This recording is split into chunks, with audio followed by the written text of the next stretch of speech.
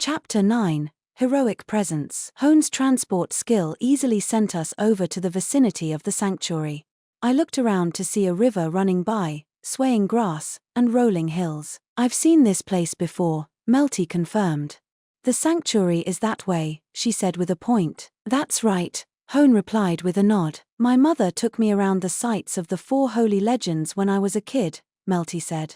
It sounded like she had been involved in researching the legends, like it or not. Eclair's father had probably been here too. Let's go say hello, I suggested. Okay, Mamoru replied. He led us off in the direction of the sanctuary. It was a lot like the Filolial Sanctuary in the future, a place that no one really was able to get inside.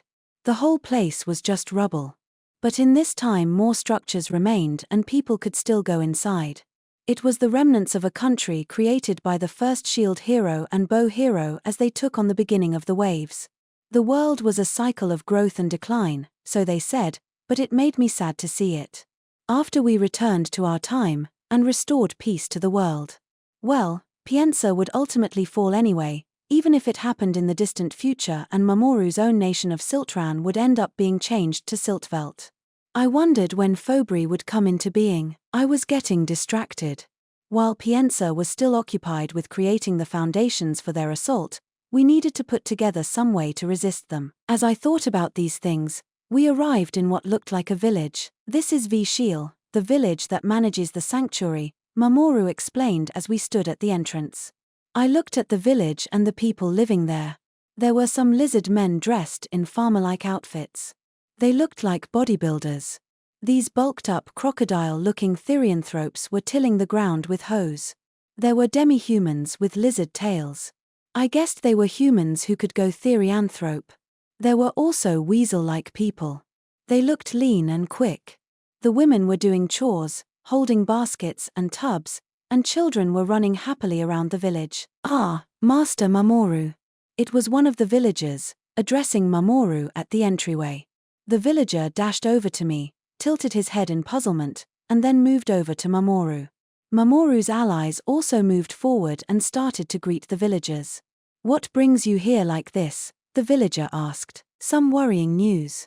It sounds like Piensa is going to make a move on the sanctuary again, so we came to check things out, Mamoru said. I see. They're shameless about spreading their muck on our legends, aren't they? You should talk with the village elder, the villager said. Can you summon him? Mamoru asked. Of course. The villager and Mamoru's other allies went off into the village. A short while later an elderly lizard man appeared. He was walking using a cane. It looked like his eyes weren't the best anymore. I didn't know why, but he was looking at me. Well, bless me. If it isn't Master Shield Hero Mamoru. Our village of Vishiel will never forget what you've done for us, the old lizard said. Elder, sorry. That's not Master Mamoru, said someone who looked like an aide to the elder. What? Really? I was directing my comments toward where I felt the presence of the shield hero, the crusty lizard said. Presence, was it? I had picked up the ability to sense such things, including murderous intent, but it seemed this old codger had a pretty vague remembrance of Mamoru. Over here, elder. It is nice to see you again, Mamoru said. The elder lizard man looked over at Mamoru in surprise. Oh my! So who is this other individual so wreathed in the presence of the shield hero? The elder asked. I wasn't aware I gave off any such presence. This guy had the strangest senses. There are reasons for that. My name is Naofumi Iwatani. I'm also the shield hero. But the one you know is over there, I explained. I see. It sounds like we do have some things to discuss, the elder agreed. We were shown into the village and led to a large house. That said, it wasn't large enough for everyone, so just the heroes went inside. So this is what his homeland was like, Eclair murmured to herself as she looked around the village. Is this definitely the place? Ren asked. Yeah, these lizard men are the same race as him, no doubt about it. They're bigger than regular lizard men. That's what gives it away. I've seen them around Mamoru in Siltran, so it's been on my mind for a while, Eclair admitted. I see, Ren said. Eclair looked so happy, but Ren looked sad. Eclair didn't notice at all, her eyes sparkling like they had when she met the Hengen Muso-style old lady for the first time. My father said it was very difficult to get his right hand away from here. He had planned to live and die here as the last of his line, Eclair explained. Being able to visit a time when the ancestors of someone she so looked up to were alive was probably quite exciting. It looked like Ren and the others could stay outside and chat. We needed to head inside to discuss more important matters. How to go about explaining this? Mamoru asked. Take things one step at a time, from the start, Hone suggested. Okay. Let's not say these things too loudly, Mamoru replied. He and Hone proceeded to explain everything that had happened since we met, without hiding anything about Philolia's rebirth or other potential crimes.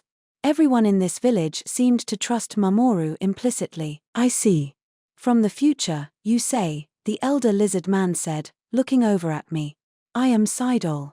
I'm the elder of the tribe that received these lands from the original shield hero and bow hero, the tribe that has protected them ever since. It's very nice to meet you. I'm Naofumi Iwatani, like I said before. This is a pacifier from the future, Raftalia, I said. Melty, Ruffed, Rat, and Essinine then introduced themselves as well. I'm so happy you told us your name right away, Raftalia said, as sensitive about names as always. If you don't let Mr. Naofumi know what to call you, he'll end up giving you a funny nickname. I see. And what were you calling me, might I ask? It would make me happy to know, the elder said. Elder Lizard Man, I replied promptly. A little obvious, Mamoru jibed. Shut it.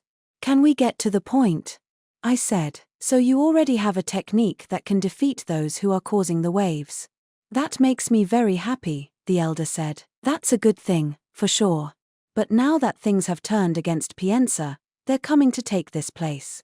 A small elite force is expected to mount an attack, so we came to check everything out, I explained. The sanctuary is an important place for us and the ruins of a once great city. It's easy to imagine what this hostile nation desires from it, but I'm not sure it will turn the tide for them, Sidol said, his hand on his chin as he pondered the situation. Very well. Accompanied by one with such a powerful shield hero presence, I can permit your entry into the sanctuary. Thank you so much, Mamoru said. In the future, Vittoria would be managing these ruins. The lost woods grown up around them. It had all sorts of ways to stop people from getting inside. I wondered if that was the same in this time period. Allow me to show you the way, the elder said. Thank you, I said.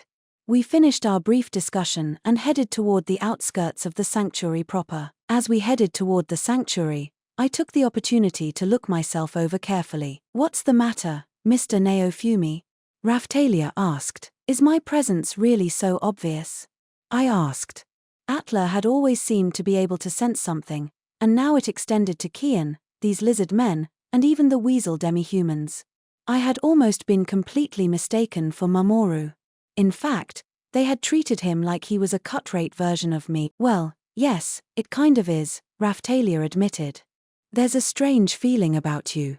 In the beginning, I was frightened of it, but with the passage of time, I've come to find it almost appealing. I see, I replied. It sounded like Raftalia could feel something as well. Foal has talked about it, Raftalia continued. How he felt something strange about you when he first met you. I think Atla was also pretty aware of it too.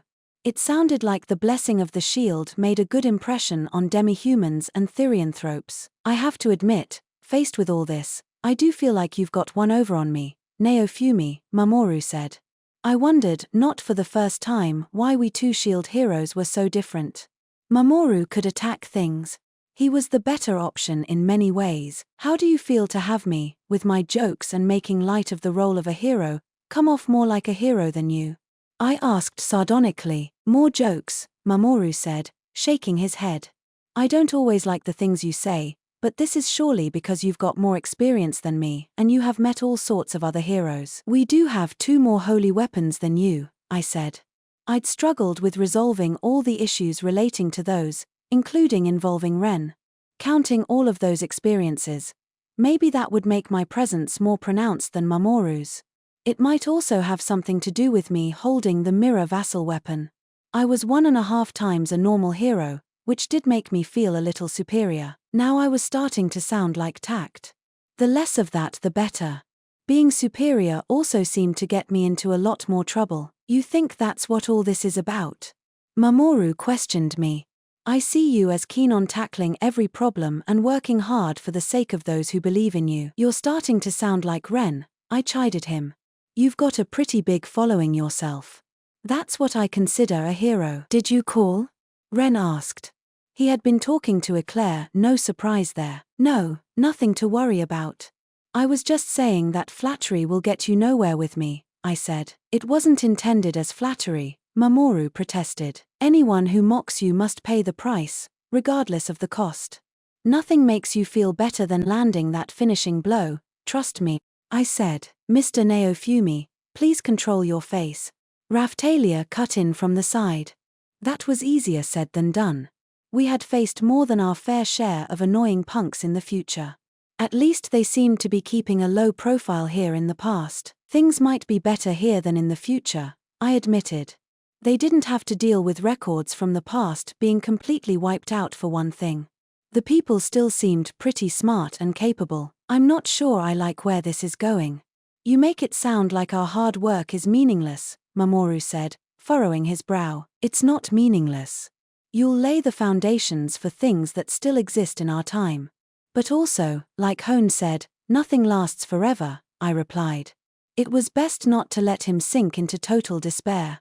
We needed him to stay on task after we were gone. Wise words, Hone said.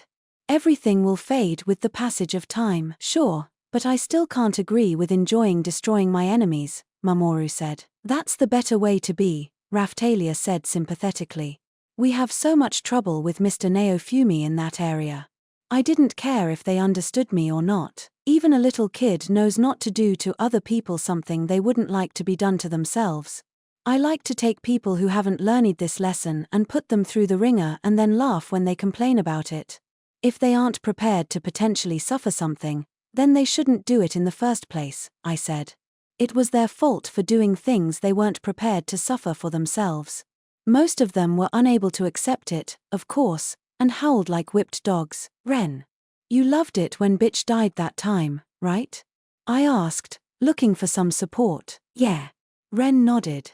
I guess I understand that much. Talking about bitch made Ren's eyes cloud over.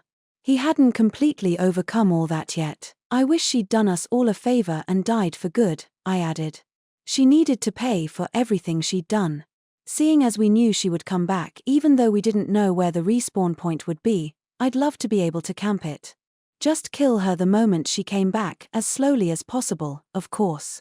Her other victims, like Lino, would be satisfied with that too. Enough talk like that, Mr. Naofumi, Raphtalia said. You think?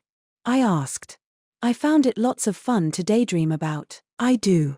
Your heroic presence will become more and more clouded if you continue down this path, Raphtalia warned. I don't feel that happening, I snarked back. I had every intention of fulfilling my duties as a hero, but I wasn't buying into this presence thing. I wondered if life force could be used to contain it. Life force might even be what was causing it. I concentrated and tried to contain it. Mr. Naofumi, what are you doing now?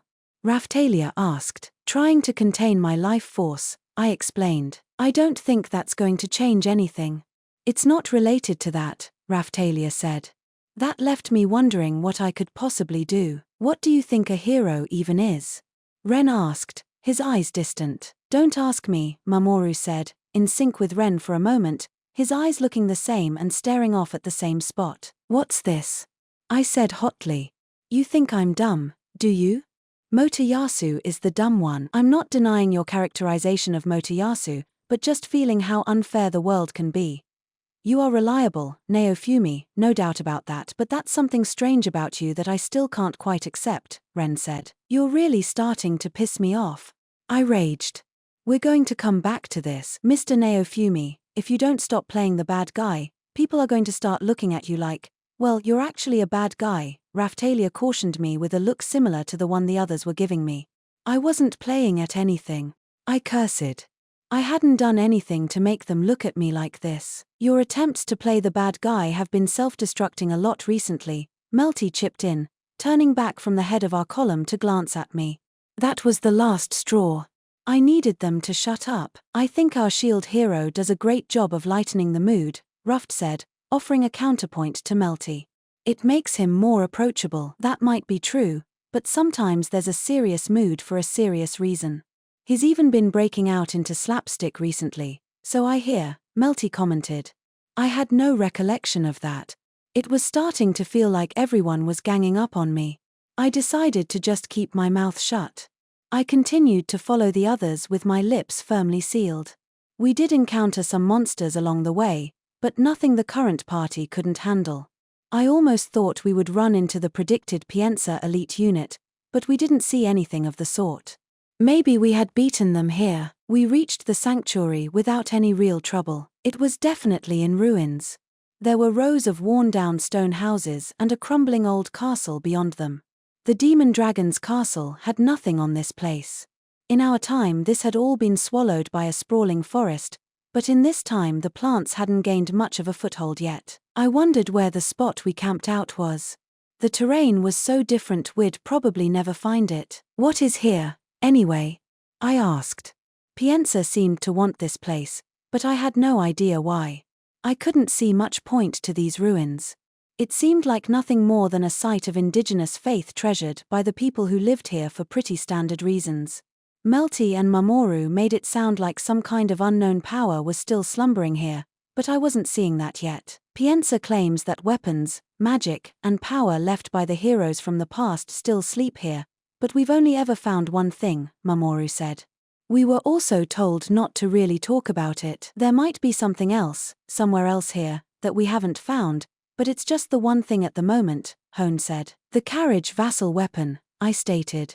It was an assumption based on what the past Heavenly Emperor had told me. Mamoru nodded, not hiding anything. If you know that much, no need to beat around the bush.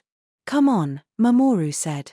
He led us through the ruins, between the abandoned houses and through the bare remains of the castle, little more than walls marked out on the ground. We eventually arrived at what looked like nothing more than a pile of rubble. In one corner, though, the floor had a familiar-looking relief. It was like the one we had seen in the ancient labyrinth library in Kizuna's world. Mamoru pointed his shield at the relief, and the crystal in the center extended a beam of light. It seemed to be resonating with the gemstone in the shield. Then the floor rumbled open and stairs leading downward appeared. That's quite the setup, Melty breathed, impressed. It reminded me of the underwater temple at the Kalmyra Islands. We continued down the stairs that had appeared. They went pretty deep down into the earth. Raftalia made some magical light that allowed us all to see. Why did this country end up like this? Melty asked. In our time it's been completely forgotten, so perhaps you can shed some light on it for us. She was very curious about the lost history of this world. They say it was wiped out in a single night by Suzaku. The creature appeared without any warning and attacked, Mamoru said. I recalled that the spirit tortoise and other beasts in our time had appeared once and been sealed away. That meant they had caused damage at some point in the past. This country was one of those that had suffered. The stories say the rulers here had become pretty corrupt. It's even used as a cautionary folktale, purifying fire, that kind of stuff. No matter the gold of the Golden Age, all things eventually fall, Melty said. Siltvelt had done pretty well, considering what we knew from the future. The name of the nation had changed, but their descendants were still doing well back in our time. Mamoru had made a lasting difference. I think we're almost there, Hone said. Then the end of the stairs came into view. Beyond that was what we were here for. It was a weapon buried in the same kind of stone plinth that we'd seen around the rest of the 7-star weapons. The vassal weapon itself was shaped like a simple-looking chariot. This is the legendary carriage vassal weapon, Mamoru said. His party, the lizard men and weasel demi-humans, all bowed their heads. I thought as much, Melty murmured, taking in the carriage. You know who the holder of this vassal weapon is in the future, don't you, Naofumi? Mamoru asked. Yes. She's stubborn about pretty much everything, so she didn't tell us herself. So I wasn't completely sure, I replied. I see, Mamoru said. It's someone who's also here in this time, I continued. Mamoru and Hone both looked at me, clearly having finally worked it out themselves from that comment. It's little old Vittoria, isn't it? Hone said. I nodded. If you know that much, future shield hero, there's something else we ought to tell you. What? I asked with some trepidation. There's another reason why the Philolials love to pull carriages, Hone said.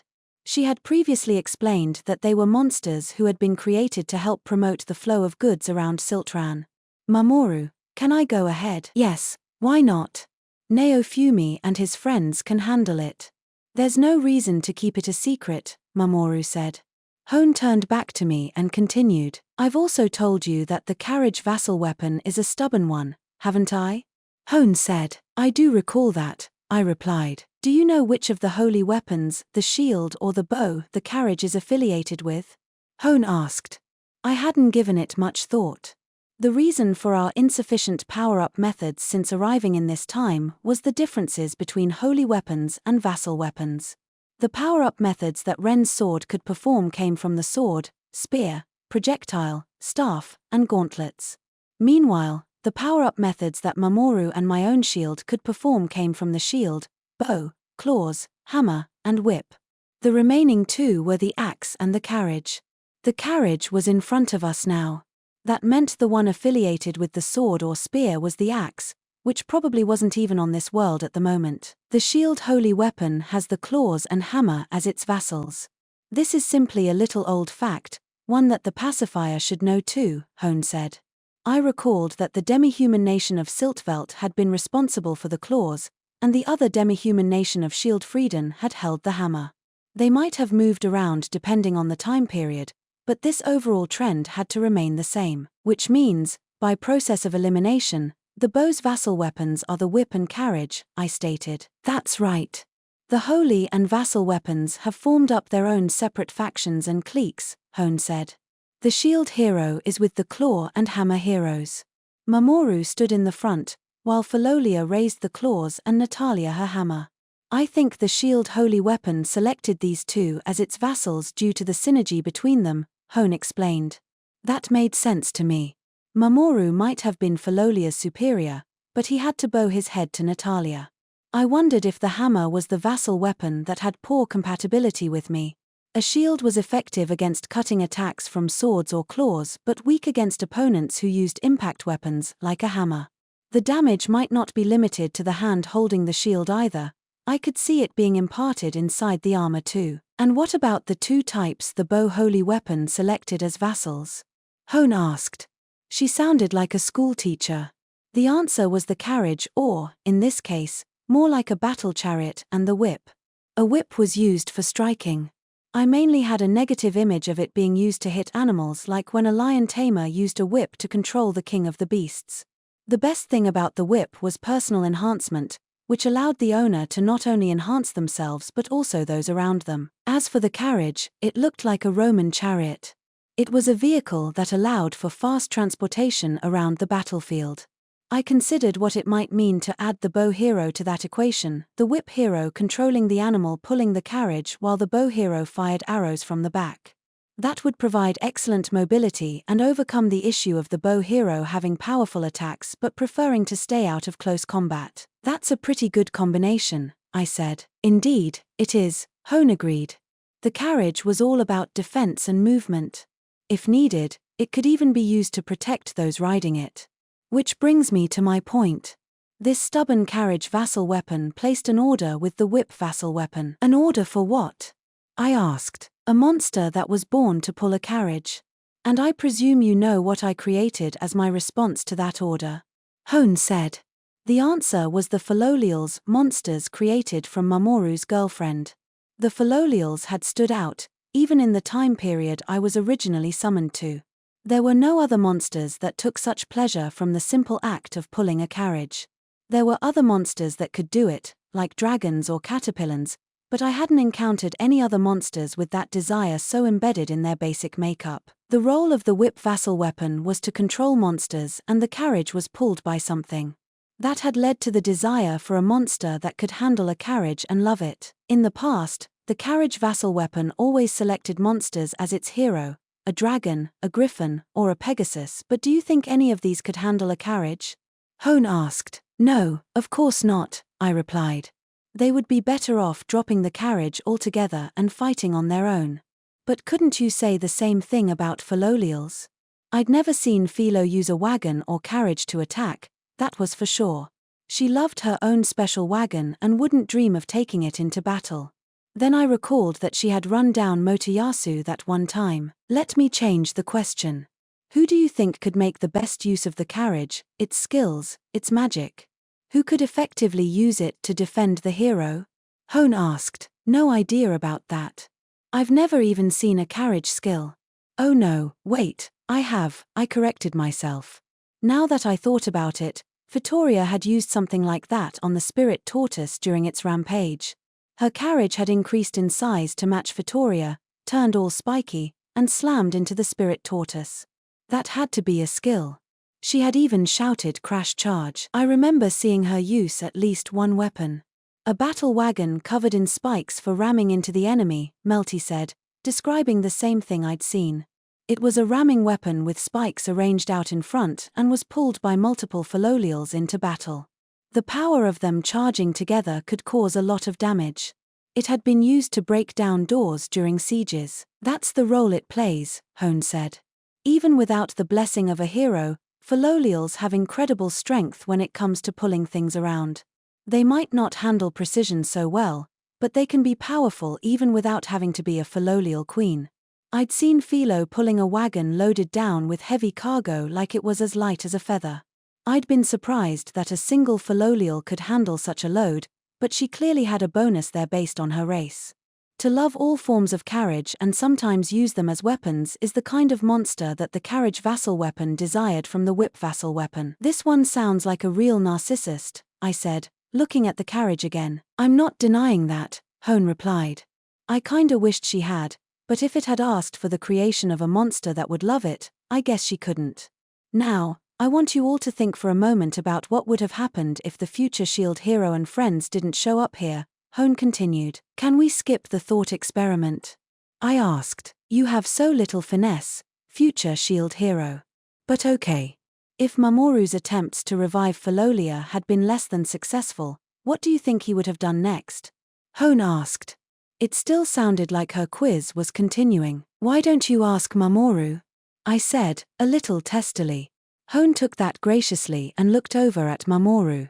His face clouded over and his eyes went distant. If I'd never met Naofumi, and had faced too much difficulty reviving Philolia, I think I might have wanted some consolation a child with her, Mamoru admitted. Through further research of her blended soul, I remember what the future S.H.I.E.L.D. hero and Melty said when they first saw Vittoria, Hone said. Hold on. I exclaimed, seeing where this was going. I think the difference between the future Vittoria and the Vittoria in this time is the volume of soul inside her. The future one includes material from both Mamoru's and Philolia's souls and is sent out into the world as their daughter, Hone explained. So what's Vittoria at the moment? I asked. The most stable of receptacles, a soulless puppet. An artificial life form that responds to only the most basic of questions, Hone replied. The Vittoria at the moment is a familiar, right? I confirmed. She doesn't yet contain what you would consider self-awareness or a soul. But she's in a state where she could in the future, Hone explained. What about Raf-chan? I wondered immediately. She seemed to be aware of herself and she answered any questions put to her. Your familiar comes from a different world from this one, doesn't she? Hone said. I can't believe it. That's the truth about Vittoria, Melty breathed. Everyone present from my side was stunned by this new piece of information. I'm presuming his desire was to have her live as a hero and live the life that her departed mother couldn't, Hone guessed.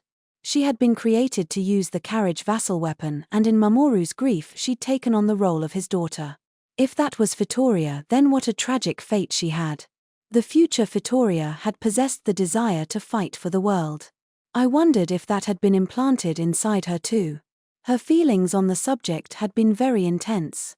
She had been willing to oppose the four holy heroes themselves for the sake of this world. I think the reason Philolials are in principle so happy and easygoing is because of the desire Mamoru had for his daughter to be that way. But now Mamoru started, but then his eyes unfocused. What's up?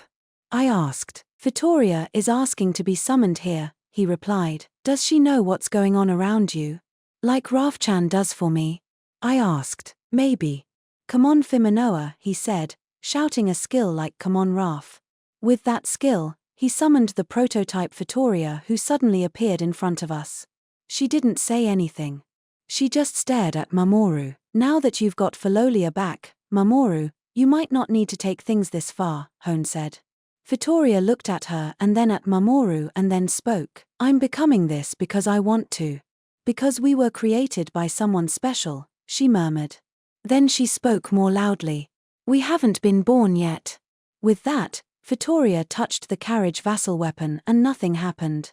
It just sat there, unchanged, with no sign of accepting her as its holder. A large-scale change is required for the carriage vassal weapon to accept me. My proposal. Master, make me into your daughter, Vittoria requested. Everyone fell silent at that. She had said we haven't been born yet. When I messed around with Raf-chan's stats, I had changed her a lot. That had resulted in Raf-chan changing the monsters in the village into the Raf species, which was still producing consequences today. I think I might have come too far with this to go back, Mamoru said, giving a deep sigh as he took in Vittoria's request. But I'd like to decide by discussing it with Philolia first. Would that be okay? Answer accepted, Vittoria replied, moving over close to Mamoru and then stopping. I've shown you the sanctuary, Mamoru said, moving on. In regard to what we need to do next, capture the unit from Pienza coming to infiltrate this place and obtain the carriage vassal weapon to make them give up completely. It also sounds like we might be able to use the carriage vassal weapon to cross over to the world of the sword and spear and get something there to help us get back to the future, I stated. First I'm hearing about this.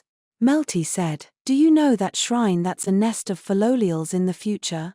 It's likely that device Motoyasu activated there has something to do with all this, I replied. Yes, that does sound like a possibility, Ren agreed. If it isn't here in this world, it must be over in the other one. It was a possibility worth investigating, that was for sure. The possibility of crossing to another world seemed unlikely, but we might be able to connect back to the future from the sword and spear world. First things first. We need to drag the ones behind Pienza into the open and take them out, I said. That's right, Raftalia agreed. I think Mamoru is going to need some time as well. Let's head back. Everyone nodded at Raftalia's proposal and we left the carriage vassal weapon in its underground lair before returning to our village.